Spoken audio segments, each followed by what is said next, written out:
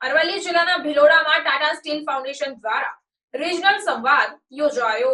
આદિવાસી અંતરિયાળ વિસ્તારની સમસ્યાઓ તેમજ જીવન કલ્ચર જાણવા માટે ટાટા સ્ટીલ ફાઉન્ડેશન દ્વારા ભિલોડા ખાતે સંવાદ કાર્યક્રમ રાખવામાં આવ્યો હતો।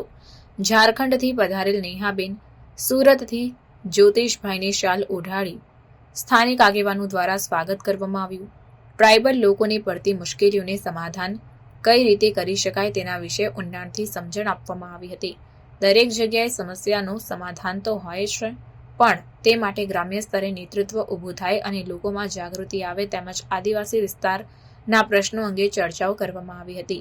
ખોટા જાતિના પ્રમાણપત્ર અટકાવવાના ઉપાયો, સામાજિક સંગઠનોમાં એકતા બનાવી રાખવાના પગલાં, ગામડાઓમાં કથળતા શિક્ષણની ગુણવત્તામાં સુધારો, આરોગ્ય કેન્દ્રમાં અપૂરતી સગવડો સુધારવાના પગલાં, ગ્રામ્ય લેવલે સ્વરોજગારી માટેના પગલાં, ટ્રાઇબલની ગ્રાન્ટ, ટ્રાઇબલ વિસ્તારમાં પૂરતી વપરાય તેવા પ્રયત્નો, ટ્રાઇબલ વિસ્તારમાં ખનન પ્રોજેક્ટ, જમીન સંપાદન જેવા પ્રોજેક્ટ સદંતર રદ કરવા, આવા મુખ્ય સમસ્યાના નિવારણ માટે ગામથી લઈ ઉપર સુધી કઈ રીતે કામગીરી હાથ ધરી શકાય તેના પર મીટિંગમાં હાજર રહેલ સામાજિક કાર્યકરો દ્વારા માહિતી મેળવી પોતપોતાના અભિપ્રાયો વ્યક્ત કરવામાં આવ્યા હતા।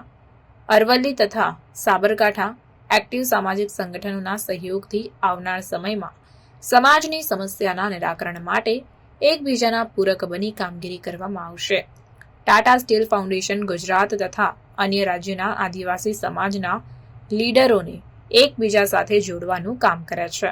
આદિવાસી કલ્ચરના ખાણીપીણી, વેશભૂષા, બોલી ભાષા, રહેણી કહેણી, રીત રિવાજ ને જીવંત રાખવા દર વર્ષે ઝારખંડમાં સંવાદ કાર્યક્રમનું આયોજન કરવામાં આવે છે।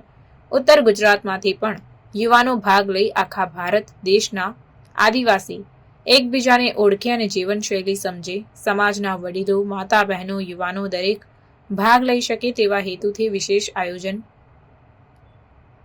સફળ બનાવવામાં આવ્યું હતું। રિપોર્ટર દીપક ડામોર, કુડોલપાલ।